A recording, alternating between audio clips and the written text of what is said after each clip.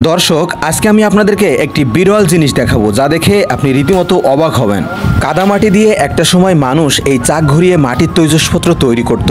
আধুনিকতার ছোঁয়ায় এটি বিলুপ্ত হইলেও গ্রাম বাংলায় এখনো কিছু মানুষ এই ঐতিহ্য ধরে রেখেছেন। গায়ের ঘাম মাটিতে ফেলে একজন কাকাবাবু তৈরি করছেন, না মুখে না বলে চলুন কন্টিনিউ তার কাজটি দেখতে থাকি। তবে বলে রাখি, এই কাজটি দেখতে সুন্দর মনে হইলেও প্রচুর পরিশ্রমের কাজ। গায়ের সমস্ত শক্তি ব্যয় করা হয় এই জিনিসপত্র তৈরির জন্য। বিনিময়ে তারা কি পান? যা পান তার চেয়ে যারা তাদের কাছ থেকে জিনিসপত্রগুলি ক্রয় করে বিক্রি করেন তারাই মূলত বেশি টাকা পান। যাই হোক, কথা না বাড়িয়ে চলুন দেখতে থাকি কাকাবাবু আসলে কি তৈরি করছেন।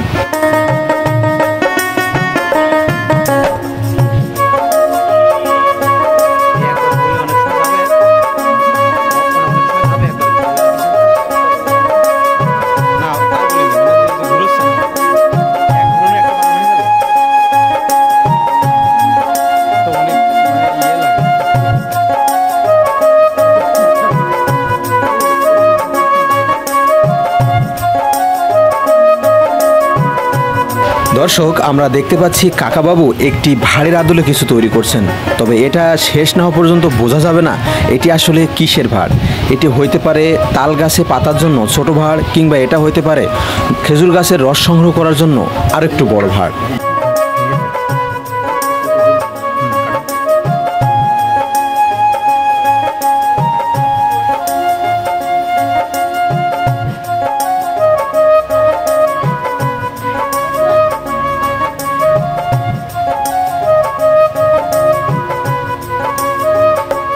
এখনো রোদে দিয়ে যখন নিতে হবে, এবারে এখনো এর নিচে তৈরি হবে, তাই তো?